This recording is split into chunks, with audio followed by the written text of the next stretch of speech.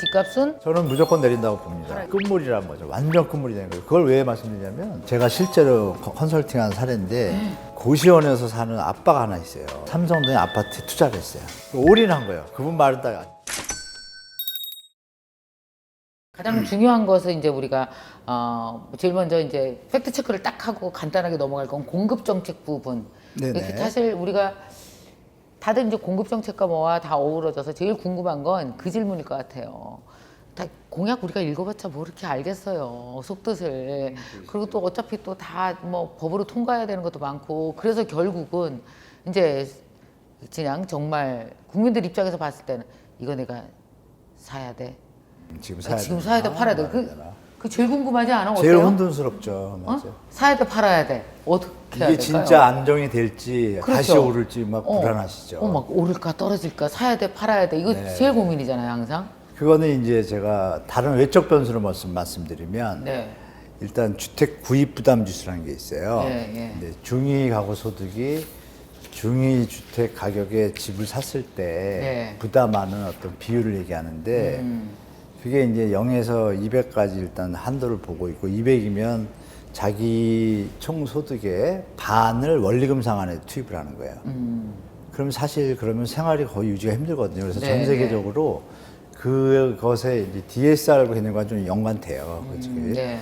그 임계점을 전 세계적으로 50 이하로 보고 있어요. 그리고 대한민국 한국은행도 이미 임계점을 체크해 놨습니다. 이번 정책 때. 이 세계 경제나 이 위기 상황이 지금 여러 가지 혼재돼 있으니까 미리 계산을 다 했죠. 작년 12월 한 20일쯤 발표를 했는데요. 금융안정 보고서에. 그 내용에 딱 적혀 있습니다. 우리나라는 45.9 딱 임계점이. 예. 그러니까 이 주택 구입 부담 지수가 지금 서울의 경우만 말씀드리면 서울이 182를 찍었어요. 3분기에. 4분기는 아직도 안 나왔어요. 200으로 예측이 되는데요. 헐. 이미 임계점이 다 다른 거예요. 서울은. 예. 그런 이제 경기도는 좀 나은 거예요.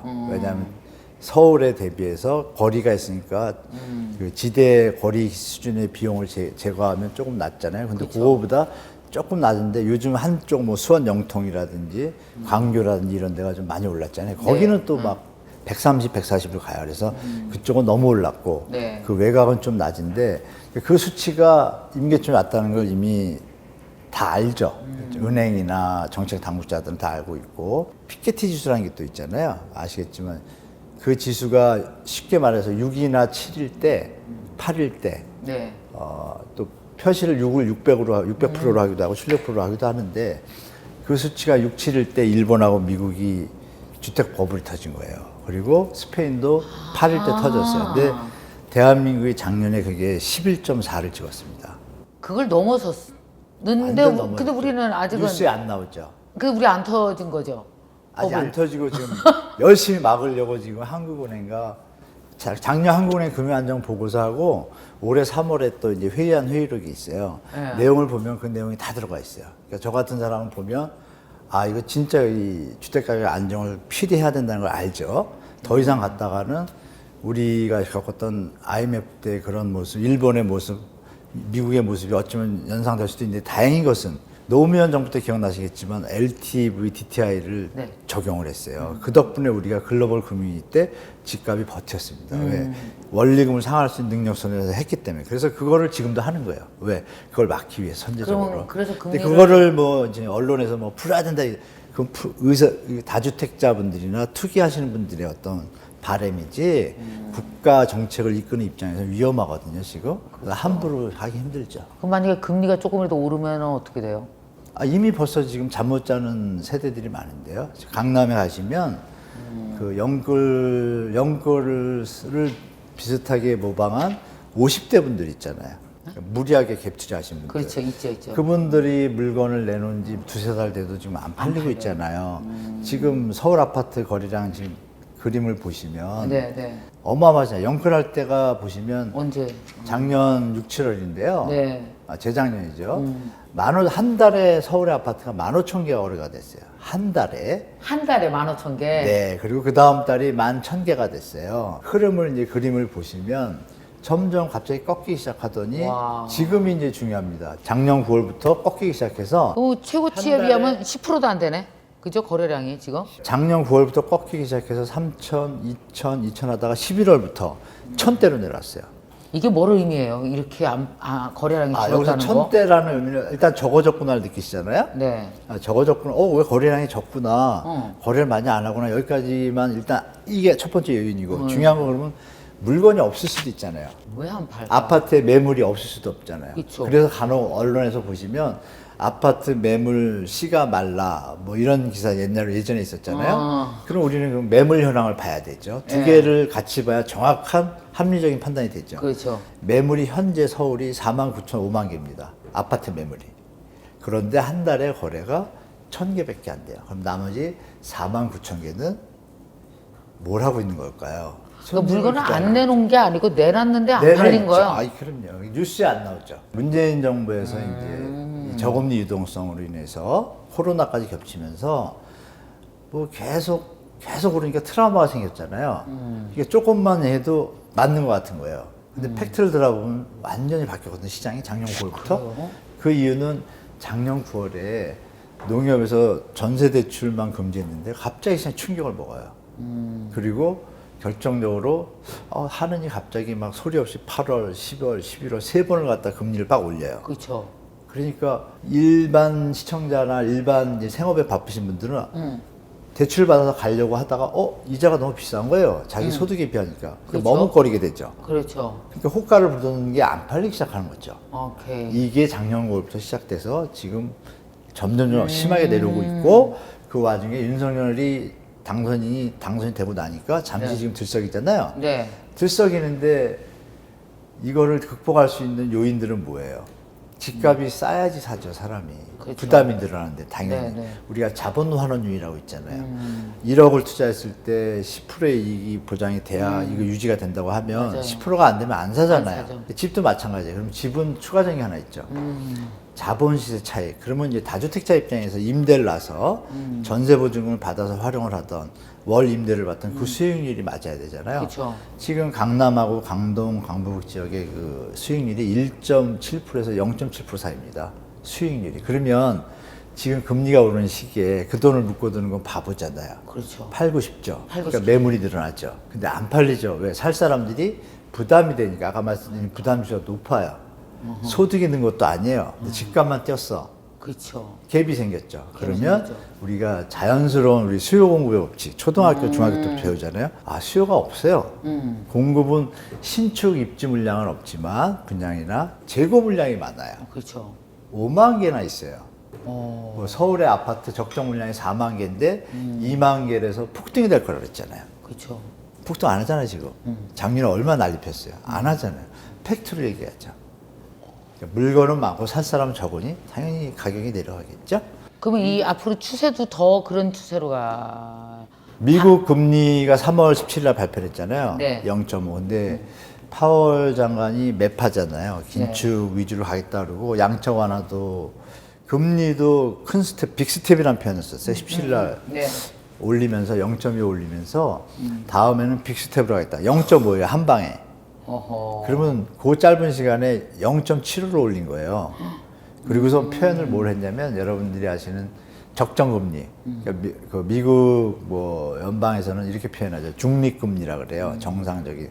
그걸 2.5라고 발표를 했어요. 그러면 미국이 2.5% 될 거거든요. 가상하고 대처해야 되잖아요. 한국은. 근데 한국은 기축통화국이 아니잖아요.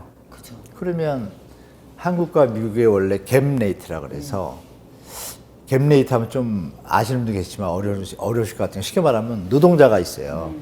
노동자가 있는데 여기서 10,000원을 준대요. 시간당. 여기도 10,000원을 준대요. 네. 그러면 아무 데나 갔죠. 그쵸. 여기서 15,000원을 준대요. 당연히 일로 가겠죠? 이동하죠. 네. 그러면 이 노동자가 자본이라고 생각해 보세요. 네. 자본이 그러면 어디로 가겠어요? 15,000원 쪽으로 더 가겠죠. 그렇지. 그러면 미국하고 우리가 금리가 똑같으면 어디로 가겠어요? 미국으로 가죠. 근데 미국이 더 높아. 그럼 당연히 더 가겠죠. 더 가겠죠. 그럼 그거 더 가는 상황에서 어떤 일이 벌어지냐. 우리의 투입돼 있던 외국 자본들이 일시적으로 빠집니다. 빠져나가죠. 빠져나가면 달러 가치가 올라가고 환율은 하락하고 그렇죠. 물가는 급하게 오르게 돼 있어요. 그렇죠. 이 부분을 알기 때문에 이 한국은행에서 선제적으로 작년에 쫙쫙쫙 올린 거예요. 3번을. 아하. 그렇음에도 불구하고 미국이 또 더 빨리 가려고 그러네? 큰일 났네. 큰일 났네? 그러니까 이번에 이주열 우리는 총재가 가랭이 찢어지겠네 그러다가 한마디로 거기는 빅스테 우리는 가랭이 찢어짐. 근데 준비를 이제 잘해서 연말에 그 얘기를 다 은행에다 공부를 했어요. 그래서 상황이 녹록지 않기 때문에 부동산 시장에 윤석열 당선이 됐다고 해서 장밋빛으로 보는 것은 조금 성급하다. 근데 그 장밋빛이라는 것이요 교수님. 장미는 시들면 지잖아요. 입장이 다 달라요. 그러니까 많이 가진 사람은 오르는 게 장밋빛이고 집이 없는 사람은 내려가는 게 장밋빛이잖아. 이건 제가 정확히 말씀드릴게요. 그 부분에서 정책을 하는 입장에서 어떻게 네. 해서 암만 어떤 나쁜 정부도 국민을 생각하고 하잖아요. 네. 자, 그러면 전국의 가구수가 2,120만, 80만 돼요. 그때마다 수치가 다른데 그 중에 무주택자 임차인이 880만 세대예요. 네. 880이 있고 1주택자가 한 1,000만 돼요. 나머지 200만이 다주택자예요. 아. 정책을 어떻게 해야 돼요? 1주택자 입장에서는 집값 오르는 거 바라지 않아요. 안 하죠. 투기하거나 뭐 이러거나 사업하거나 이런 몇 사람은 그럴 수 있지만 대부분은 그냥 안정적으로 살길 바라는 거죠, 주거로. 네. 물론 이 머리 뒤쪽에는 자본시장이 나도 올랐으면 좋겠다라고 막연하게 있지만 그거는 홀로 싱글이나 이런 사람들이고 자식을 가진 부모들은 집값이 오르면 자식이 하나인 사람은 그나마 나요. 제로 게임이야. 오른 만큼 아들한테 딸은 더 들어가야 되죠, 집 사줄 때. 아들이나 딸이 둘이에요. 2배가 돈이 더 들어가. 그러니까 그래서 선거에 나오잖아요. 유주택자의 50%가 윤석열 후보를 안 찍었단 말이에요. 그러면 그런 걸 계산하고 정상적인 정책을 하는 사람들이라면 정책의 방향은 정해졌어요. 언제까지 자본주의 물결에 시달려가지고 청년들의 삶을 막대하고 그럴 겁니까? 그럼 미래가 없잖아요. 그렇죠. 기득권이, 그러니까 기성세대가 너무 욕심이 많아요. 특히 다주택자들이. 맞아. 그리고 또 언론들과 유착돼 있고 이렇게 유착돼 있다 보니까 그걸 몰아가지고 약탈적 대출을 막 도모하고 이러는데 그런 행위는 이제 그만해야죠. 우리도 저 같은 베이비모들이 어려운 시절에서 왔잖아요. 그렇죠. 살만하면 욕심을 줄이고 세상을 돌아봐야 되는데 일부 몰지각한 다주택자 투기꾼들과 정상적인 투자꾼들이 합쳐져가지고 이게 폭발이 된 거예요. 그러니까 이런 부분을 우리가 이번 정부는 이제 안 그럴 거라고 예측을 해요. 정상화라는 개념은 아하. 막 잡으려다 보니까 무리하게 막 징벌적으로 다주택자분들의 입장에서 자본주의 사회에서 정상적인 투자를 통해서 수익을 창출하는 건 맞는 얘기잖아요. 네. 근데 그게 넘어섰을 때 불로소득에 대해서 정상적으로 환수하는 이런 시스템이 갖추면 되는데 우리 이제 압축적으로 하다 보니까 그게 아직 부족한 상태인 거죠. 그걸 너무 징벌적으로 하다 보니까 무주택자인 내가 봐도 유주택자인 내가 봐도 저건 너무 심한 것 같아는 반발 심리가 생기고 네. 또 임대차 3법의 문제, 어떤 불확실한 독소조항을 이런 것들이 겹치면서 시장이 혼란스러운데 네.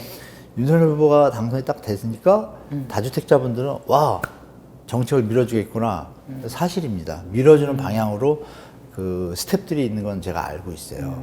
있지만 그분들도 학자적 양심이나 전문가적 양심을 다 가지고 계시겠죠? 제가 말씀드린 다수의 행복을 위해서 정책을 최대한 잡을 겁니다. 불합리한 것은 다 고쳐나가고. 이렇게 생각하셔야지 지금 이제 대표님 물어보시는 어떤 패턴도 보면 그냥 돈 자본주의에 묻혀가지고 이해돼요. 근데 그게 언제까지 이런 걸 말씀드릴까요? 예를 들어서 맨날 보안시설 경비를 막 놓느니 네. 사람들이 선해져가지고 보안시설이 많이 없거나 경비를 안 두는 세상이 더 좋은 세상이지. 네. 그러니까 이게 자본주의가 너무 양극화되다 보니까 지금 이제 어떤 극적인 지점에 이제 온 것을 선진국들은 다 느끼고 있잖아요. 그래서 해외들은 지금 부유세를 높이기 시작했어요. 이런 부분을 우리가 같이 보자. 그래서 부동산 시장이 방향성이 조금 바뀔 수 있는 가능성이 있다. 근데 공급은 늘어난다. 지금 시장은 현재는 보수적으로 대처하겠다.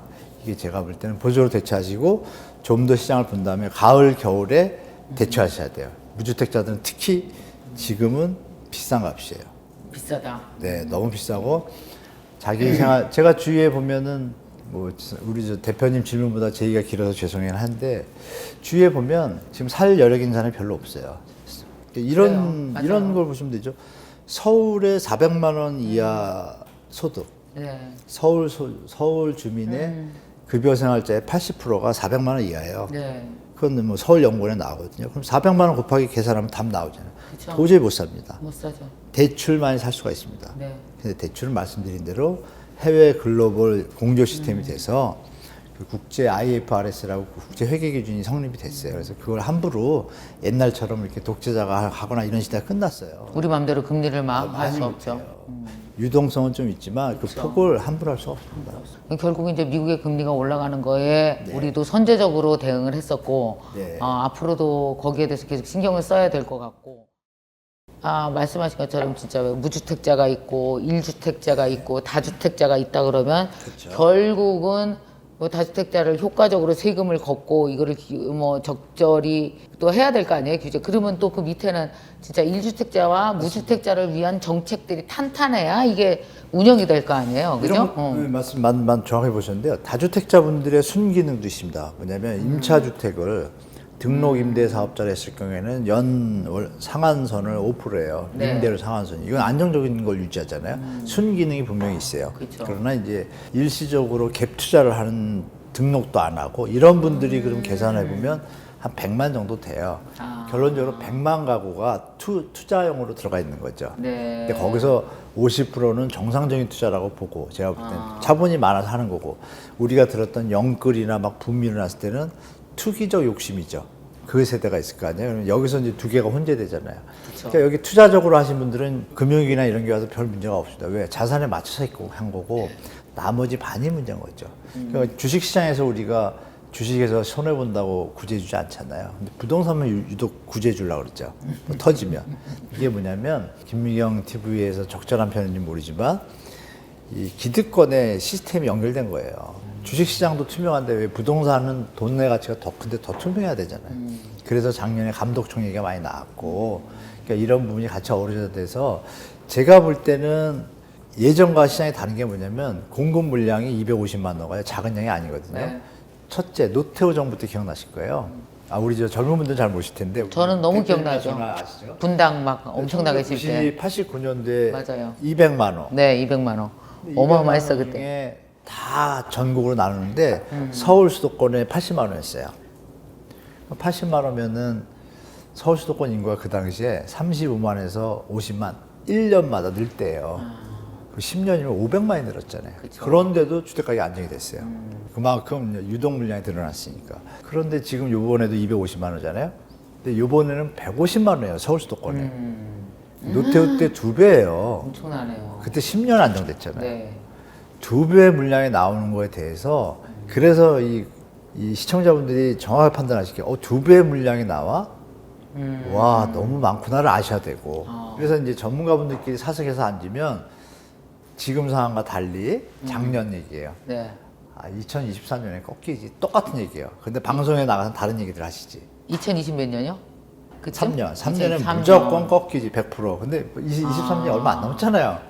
내년이죠. 내년이잖아요. 지금 9개월 남았습니다. 그 조짐이 보이는 거네요. 지금도 계속 매매가 이미 전문가들은 다 거래량 알고 작년 재작년부터 슬슬 얘기가 있었고 그들은 그럼 판 거예요 작년에? 파신 분들이 좀 계신다고 알고 있습니다. 그래서 작년에 많이 파셨겠죠. 근데 안 팔리잖아요. 시장에서 실제로 아이러니한 건 팔려고 내놨는데 그 현상이 있죠. 그럼 여기서 질문 하나 이제 사람들 입장이 이제 다 다른데 집에 대한 입장이 참 가지각색인 거예요. 어떤 사람은 이제 갖고 있어. 근데 이거를 팔아야 될까 말아야 될까를 이제 고민해야 된다면, 그러니까 예를 들어서 또 이제 지금 영끌로 만약에 그러니까 젊은 친구들인데 이거 대출을 엄청 끌었어요. 그래서 이제 대출금리 쌌으니까 작년 재작 이자가 싸서 이제 샀단 말이에요. 그런데 지금 좀 이자는 올라가고 있어요. 근데 지금 집은 사놓고 들어가서 살지 못하고 자기는 조그만 집에 살고 있어. 그럼 이 집 팔아야 돼요? 어떻게 해야 돼요? 실제로 그러고 있습니다. 이 지금 말씀하신 대로 팔아야 되냐 말아야 되냐 이거 어떻게 이게 걱정이네? 고시원에서 사는 아빠가 하나 있어요. 실사례입니다. 예. 고시원이 있어요. 삼성동에. 오케이, 예. 제가 실제로 컨설팅한 사례인데 지금 대표님 질문하고 거의 비슷해요. 오. 딸하고 같이 살아요. 고시원에서? 네, 그런데 삼성동에 아파트에 투자를 했어요. 근데 그분은 튼튼해요, 상황이. 이거 뭐 여유가 있어요. 직장은 다녀요? 그래, 직장 다니니까 하죠. 다행이네. 올인한 거예요. 그분 말을 딱, 제가 이거 올인했는데, 교수님은 자꾸 하락한다 그러는데, 제가 볼 때는 계속 올라갈 것 같은데, 제가 답을 뭐라 그럴게요. 그렇게 살고 있는데, 그렇게 살고 있어서 조금 후달리다. 후달린다는 표현이 좀 죄송합니다. 후달려. 조금 피곤하다, 힘들다 이러시길래 당연히 부동산 가격은 물가 상승률만큼 오르게 돼 있어서 명목 가치는 오르게 돼 있다. 10년 전에 10억이면 10년 뒤에는 20억이 된다. 근데 물가 상승률하고 잘 비교를 하셔야 된다. 결국은 수요 공급은 아시죠? 그러니까 아신다는 거. 결국은 다 균형을 맞춰 가잖아요. 투자자들은 균형 속에서 등폭이 있을 때 싸게 사서 비싸게 파는 게 투자자인데 그거의 목적은 뭐예요? 행복하기 위해서잖아요. 네. 건강하고. 그렇죠. 그럼 우리 선생님은 지금 목적이 돈이에요, 따님의 행복이에요. 뭐 이렇게 제가 컨설팅을 했어요. 그래서 지금 많이 올랐으니 하시는 게 더 유리할까요? 아니면 그렇게 하시다 병이 나거나 아기가 다치면 뭐 이렇게 던졌어요. 판단은 본인이 하시고 제가 볼 때 물가 상승률이 연 계산하면 한 10년 동안 25% 올랐다 그러면 주택 가격이 한 지금 80% 올랐다. 그러니까 조정이 있을 것 같다. 그러면 지금 그 삼성도 아파트는 몇십억인데 10%만 내려도 2, 3억이 왔다 갔다 하는데 좀 잘 판단해서 하십시오. 그랬더니 아 그래요? 그러고 이제 끝났어요. 컨설팅이. 또 그게 답이에요. 지금 가지신 분 중에 자기가 레버리지가 부담되는 수준인데 금리가 올라가잖아요. 금리가 올라가면 생활이 더 공포해지잖아요. 네. 아까 말씀드린 것처럼 그냥 영끌 투기성으로 투자하신 분들 말고 이렇게 올인하신 분들 말고 정상적으로 자본이 있어서 하신 분들은 틀려요. 버틸 수가 있어요. 네. 다주택자 집이 10개 있으면 하나라도 팔아서 메꿀 수가 있는데 이분들은 채무 부담 능력이 악화가 되면 경매가 되는 거예요. 그런 부분에 있는데 그분을 잘 우리 시청자분들이 주위에서 보시면 뭐 이렇게 자랑하시는데 얼굴빛에 한쪽이 그늘이 있다 그러면 100% 그분 레버리지가 큰 분들이에요. 자랑하는데 그늘 있어. 좀 오바스럽다 그러면 그분은 야 많이 남았으니 좀 정리하고 조금 여행도 이게 이제 조언이 되는 거고. 그런데 내놨는데 지금처럼 중요한 건 안 팔리잖아요. 안 팔리고 있잖아. 그래서 실제로 강남 3구에서는 30대 후반 네. 이런 분들이 올인한 분들이 잠을 못 자니까 매일 부동산에 전화를 해요. 팔아달라고. 그런 게 부동산에서 전화가 와요. 저한테. 실제로. 근데 작년 재작년에 완전 시장이 바뀌었죠. 산 사람들은 되게 비싼 가격에 샀어요. 근데 왜 내가 산 가격보다 싸게 팔긴 너무 싫잖아. 그렇죠. 올인을 했는데 올라가야죠. 올라가는데 그럼 어떻게 해, 그러면은 그때 이제 제가 사지 마라 그랬었잖아요. 저는. 아 이건 피크다. 물론 뭐 저는 10년 전부터 얘기를 했는데 만약에 15억에 샀으면 14억이라도 팔 수 있으면 파는 게 맞아요? 그럴 용기가 거의 없죠. 대부분의 사람들이 올인한 분들이 합리적인 투자한 사람들이라면 그때 사질 않았겠죠. 항상 우리 세상은 어떻냐면 무리한 욕심은 화를 부르잖아요. 아주 뭐 초등학교 나오잖아요. 딱 그 결과예요, 그냥. 본인들이 책임져야죠. 뭐, 근데 너무 걱정하지 않으실 게 서울만 예를 들게요. 전 국민이 그런 것처럼 이렇게 우리가 동정심을 발휘하면 안 돼요. 제가 냉정히 말씀드리면 서울의 작년에 아파트가 9만 개가 거래가 됐어요. 네. 재작년에 영끌 시절에. 근데 작년에는 4만 한 5천 개밖에 안 됐어요. 5, 6천 개. 반토막 났어요. 네. 지금 4만 5천 개하고 9만 개를 더하면 13만 5천 개잖아요. 네. 그럼 너무 14만 개 잡을게요. 그러니까 영끌 한 세대가 2030이 30%, 33% 돼요. 그 2년 동안. 그러면 14만 개에서 33% 얼마예요? 3일 4만 2천 가구죠. 네. 4만 2천 개 아파트가 영끌 올인해서 산 거예요. 돈도 2030이. 아이고. 2030이 샀는데 그럼 4만 세대 중에 반은 여력이 있는 사람들이라고 봐요, 저는. 왜냐하면 그때 붐에 어떤 일이 있었냐면 뭐 경찰 공제조합, 군인 공제조합, 은행 다니는 좀 더 나은 청년들 세대들은 회사에서 금리가 1% 자금 금리를 해줘요. 자기 직원들이라고. 이분들이 불안하니까 왁 붙은 게 그 영끌 시대예요. 그때 돈이 있는 게 아니라 특별한 사람들만 가능했던 거예요. 쉽게 말하면. 그게 막 붙은 거예요. 몇만 명 되잖아요. 그분 중에. 그러니까 그런 걸 생각해 보면 지금 영끌하신 분들의 4만 세대 중에 반은 뺀다라면 한 2만에서 2만 5천 세대가 무리하게 있을 가능성이 높아요. 아까 올인처럼. 그럼 그 2만 세대 때문에 대한민국의 정책이 바뀌어서는 안 되잖아요. 네. 책임져야죠. 그래야 다음에 그런 무리한 투자나 투기꾼들로 인해서 전 국민이 힘들어하는 시대가 누가 책임져야 된다고요? 본인이 책임져야죠. 주식시장에서 자기가 책임 안 져요? 그나마 정부의 잘못도 있죠. 정부가 정책을 불안하게 안 했다라면 안 샀다라고 항변하는 요인이 그렇게 되잖아요. 그럴 수도 그런 있겠죠. 부분에서 정부는 책임성은 있어야 돼요. 물론 사지 말라고 권유를 했지만 믿을 수 없으니까. 계속 오르니까. 언론들은 부추기고. 그때 근데 막 네. 작년 재작년에는요 막 주식은 치솟지 주식시장에도 못 들어가지 막 주택은 엄청 오르니까 완전히 그 왜 벼락거지라 멘붕에 그래서 빠진 거죠. 너무 너무 힘들었었어요. 그래서 그 친구들끼리 멘붕에 빠진 거죠. 예. 술자리 만나면 다 집 얘기고 맞아요. 그러니까 제 그때 딸도 스트레스 받더라고요. 보니까 어느 사람은 집을 샀는데 직원이 맨날 와서 그 얘기를 하는 거예요. 그러니까 거기 스트레스를 받아서 온 국민이 피곤했어요. 집값 때문에. 그 사람은 이제 제가 할 때 정부에서 책임질 건 이런 부분이죠. 그러면 대출 이율을 낮춰줄 수는 있잖아요. 특별법으로. 책임은 져야 되니까. 그러니까 대출 이율을 낮추고 각서를 쓰고 예를 들어서 뭐 10년 기간을 주고 벌어서 갚아라. 그래서 그 사이에 또 집값이 한 6, 7년 지나면 조정되면 다시 올라가니까 그 기간에 대해서는 정부가 좀 보조를 해주는 게 좀 필요하다고 보지만 전면적으로 구제하는 거는 분명히 아마 이제 제 생각에 연말이나 가을 정도 되면요 영끌 세대 구제해야 뭐 막 이런 거 나올 거예요 보도가. 속으면 안 돼요 정부는. 국민도 속으면 안 돼요. 그 2만 5천 세대 때문에 왜 전 국민도 피곤해야 돼요? 그냥 그분들이 책임지게 하는데 지원만 해주면 좋겠다라는 게 제 생각입니다. 그러면 집값은 결국은 내년 그러니까 어쨌든 이 전체 지표로 봤을 때는 어떻게 보시는 거예요? 집값은 저는 무조건 내린다고 봅니다. 하락이다. 만약에 무조건 오른다라면 이건 이제 대한민국의 거의 일본과 똑같은 상황이 된다고 보는 거죠. 아하. 그 끝물이라는 거죠. 완전 끝물이 되는 거예요. 그걸 왜 말씀드리냐면 네. 박근혜 정부 때 빚내서 집 사라고 했던 거 기억나실 겁니다. 네, 그때 네. 안 그랬으면 그 집값이 조정을 받았어요. 그러니까 전 세계가 글로벌 금융 이후에 2012, 13년도, 15년도까지 한 30% 네. 정도 조정을 받았습니다. 그리고 지금 많이 오른 게 한 70%씩 오른 거예요. 네. 그럼 결론은 글로벌 금융위기 때 조정받은 가격이니까 글로벌 금융위기 때 가격보다 한 3, 40% 오른 거예요. 근데 우리는 글로벌 금융위기 때 1, 2% 내렸다가 그렇죠. 펌핑 해가지고 그대로 갔어요. 여기서 다시 80%가 올랐으니 그러니까 지표들이 나오잖아요. 주택 구입 부담 지수 최고, PR 지수 최고 여러 가지 지표들이 안 좋습니다. 그리고 이 얘기 드리면 금융안전보고서 중에 아까 말씀 안 드렸는데 그 취약성 지수라고 있어요. 한 39개 항목을 디테일하게 해가지고 지수를 뽑는데 주식, 채권, 부동산 분야로 해서 발표를 해요. 네. 거기에 이제 주식하고 채권 시장은 50, 60으로 약간 중간인데 0에서 100까지 수치가 있어요. 100을 넘으면 끝이에요. 0에서 100까지로 이제 네, 취약성이 네, 네. 50이다, 100이다. 100이면 끝. 너무 취약하다는데 부동산 분야 금융 취약성 지수는 100이에요. 작년 12월에. 그럼 얘기는 정리되잖아요. 네, 그래서 대출유예 상한을 이번에 자영업자 해줬잖아요. 네.